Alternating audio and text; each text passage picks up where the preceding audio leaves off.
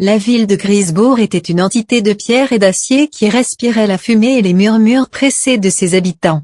Ses rues étaient des cicatrices entre des immeubles si hauts qu'ils volaient la lumière du ciel, le redistribuant en avare sous la forme d'un jour perpétuellement crépusculaire.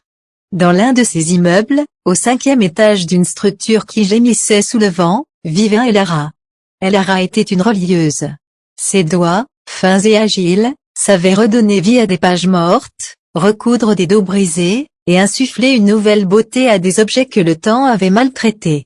Mais son propre dos était voûté par une fatigue bien plus profonde que celle du métier. Elle était mère célibataire d'un petit garçon nommé Liam. Liam était un enfant qui ne pleurait jamais. C'était un bébé aux yeux immenses, d'un vert profond et trouble comme l'eau d'un vieux puits. Il observait le monde avec une intensité silencieuse qui, parfois, glaçait le sang d'Elara. Les autres mères parlaient de nuit hachées par les cris, des coliques, des poussées dentaires. Elara, elle, aurait donné tout l'or du monde pour un seul cri. Le silence de Liam était lourd, opaque, comme une chape de plomb sur leur petit appartement. Leur unique fenêtre donnait sur la cour intérieure de l'immeuble, un puits d'air sombre où s'entassaient les ombres et les échos étouffés de la ville. Et en son centre, comme un paradoxe vivant, s'élevait le vieux chœur. C'était un chêne ancestral, si ancien que la légende disait qu'il était là avant la première pierre de Grisebourg. Ses branches noueuses, noires de suie et de temps, griffaient les murs, cherchant à agripper les fenêtres des étages. Ses racines, monstrueuses et tordues, soulevaient le dallage de la cour, créant un relief chaotique et traître. Pour Elara, le vieux chœur était à la fois un réconfort et une menace. Une présence vivante dans un monde de béton, mais une présence trop grande, trop sombre, trop indifférente à la petitesse des vies humaines qui grignotaient l'espace autour de lui. Les nuits étaient le pire moment. Liam ne dormait pas. Il restait allongé dans son berceau, les yeux grands ouverts, fixant le plafond ou l'obscurité derrière la fenêtre. Les médecins, pressés et sceptiques, avaient parlé de coliques silencieuses, de troubles neurologiques bénins. Ils avaient prescrit des sirops qui rendaient Liam apathique sans lui apporter de sommeil. Elara avait cessé de la lui donner. Elle sentait, viscéralement, que la réponse n'était pas dans un flacon, mais dans ce silence même. Un silence qui appelait autre chose. Cette nuit-là, la fatigue avait été plus forte que la peur. Elara s'était effondrée sur son lit, vaincue par des journées de travail et de veille, sombrant dans un sommeil lourd et peuplé de rêves agités où des racines cherchaient à l'enserrer. Elle fut réveillée non par un bruit, mais par son absence. C'était un silence d'une qualité différente. Plus profond, plus absolu. Un vide acoustique où même le ronronnement lointain de la ville s'était éteint. Son instinct de mère se déclencha avant que sa conscience ne soit pleinement éveillée. Elle se dressa sur son lit, le cœur battant à coups sourds et précipité contre ses côtes. Le berceau était vide. Le souffle coupé, elle palpa les draps froids. Rien. La panique monta, instantanée, brutale, lui serrant la gorge. Liam, son nom fut un son étouffé, avalé par l'immensité du silence. La chambre était en ordre. La porte close.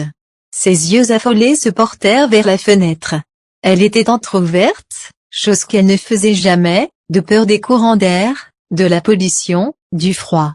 Un air inhabituellement doux et humide, chargé d'une odeur de terre fraîchement retournée, de mousse et de bois humide, entrait dans la pièce. Elara se précipita, ses pieds nus glacés par le sol. Elle se pencha au-dessus du vide. Et elle la vit. Une silhouette se mouvait sur le tronc du vieux chœur. Ce n'était pas un humain. C'était une forme longiligne et sombre, une sculpture mouvante faite d'écorce, de branches tordues et d'ombres compactes. Elle épousait la forme de l'arbre, se confondant avec lui, puis s'en détachant par moments avec une souplesse impossible. Sa morphologie était à peine humaine, une échine trop longue, des membres anguleux, une chevelure qui n'était qu'un enchevêtrement de lianes et de lichens pâles. Et blotti contre le torse de cette créature, enveloppé dans un réseau de fines racines qui semblaient le serrer avec une douceur possessive, était Liam. Il ne se débattait pas. Il ne pleurait pas. Sa petite tête était tournée vers la créature, et même de si loin, Elara crut voir dans la pénombre une expression de fascination pure. Non, le cri jaillit des entrailles d'Elara, déchirant le silence nocturne, si violent qu'il lui fit mal à la gorge. La silhouette s'immobilisa net, à mi-hauteur de l'arbre. Une tête, ou une excroissance qui en tenait lieu, se tourna lentement vers elle. Il n'y avait pas de visage, seulement des creux profonds où la nuit se concentrait, et des reliefs d'écorce qui capturaient la faible lumière de la lune. Aucun son ne sortit de cette forme, mais Elara aperçut quelque chose, une impression qui s'insinua directement dans son esprit, froide et ancienne, il est appelé. Il est en paix. Puis, sans un geste de plus, la créature reprit son ascension, se fondant dans la canopée dense avec son précieux fardeau. La terreur d'Elara se mua en une énergie brute et désespérée. Elle dévala les escaliers 5 étages, ses pieds nus claquant sur le béton froid, son souffle rauque résonnant dans la cage d'escalier vide. Elle se rua dans la cour, le cœur cognant à lui faire mal. « Rends-le-moi. Rends-moi mon fils » hurla-t-elle vers la masse noire et imposante de l'arbre. Sa voix se perdit, absorbée par l'immensité silencieuse. Rien ne répondit. Seul le vieux cœur semblait respirer lentement, imperceptiblement.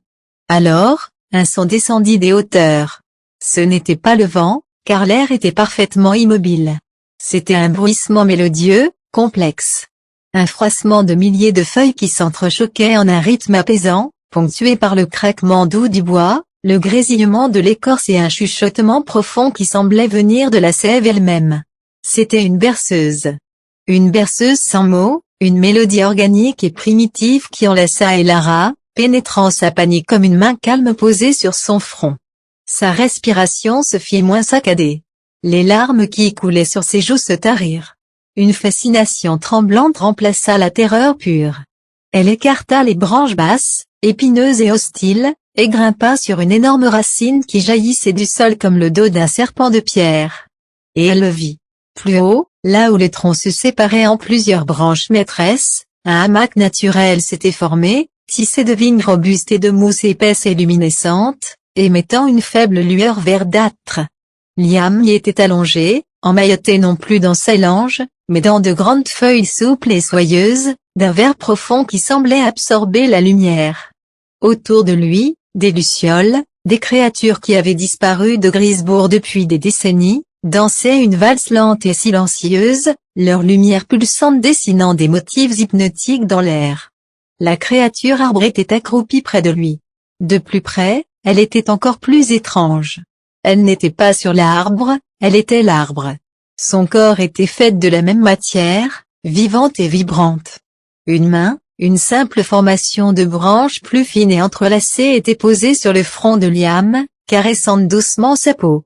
Elle a ressenti une présence derrière elle. Elle se retourna, brusquement, mais il n'y avait personne. Seul le tronc massif. Pourtant, l'écorce à hauteur de son épaule semblait avoir la texture et la chaleur d'une paume. Une compréhension intuitive, non verbale, l'envahit. Ce n'était pas une menace. C'était une offrande. Une réponse. Prenant son courage à deux mains, Elara escalada. Elle grimpa avec une agilité qu'elle ne se connaissait pas, s'accrochant aux aspérités du bois, se hissant de branche en branche jusqu'à se trouver à côté de la niche de mousse. La nourrice sylvestre, car c'était le nom qui vint à l'esprit d'Elara, ne fit pas un geste pour l'arrêter. Son regard sans yeux se posa sur elle. Et un flot d'images, de sensations et d'émotions déferla sur Elara, comme si l'arbre lui ouvrait son esprit.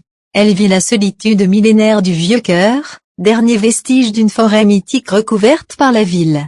Elle sentit sa tristesse face au béton qui étouffait la terre, au bruit constant qui couvrait la musique du monde, à la frénésie aveugle des humains. Elle comprit son attirance pour Liam. L'enfant, dans son silence anormal, émettait une fréquence que l'arbre percevait. Un appel inconscient. Liam aspirait à une connexion que le monde moderne ne pouvait lui offrir, la lenteur, la paix, le rythme ancestral de la nature. L'arbre répondait. Il lui offrait ce dont son âme avait besoin. Il ne le volait pas. Il le soignait. Elara s'assit sur la large branche, adossée au tronc géant. Elle n'avait plus peur. Une humilité profonde, mêlée à une tristesse inexplicable, l'avait envahie. Elle regarda son fils. Dans la lueur douce des mousses et des lucioles, elle vit sur son visage une expression qu'elle ne lui avait jamais connue, une paix absolue, un bonheur serein et profond. Il n'était pas endormi. Ses yeux grands ouverts reflétaient la danse des lumières, absorbant la magie de ce moment. Elle resta là, des heures peut-être, à regarder la nourrice Sylvestre veiller sur son enfant. Elle était la gardienne d'un secret ancien, la prêtresse d'un rite oublié.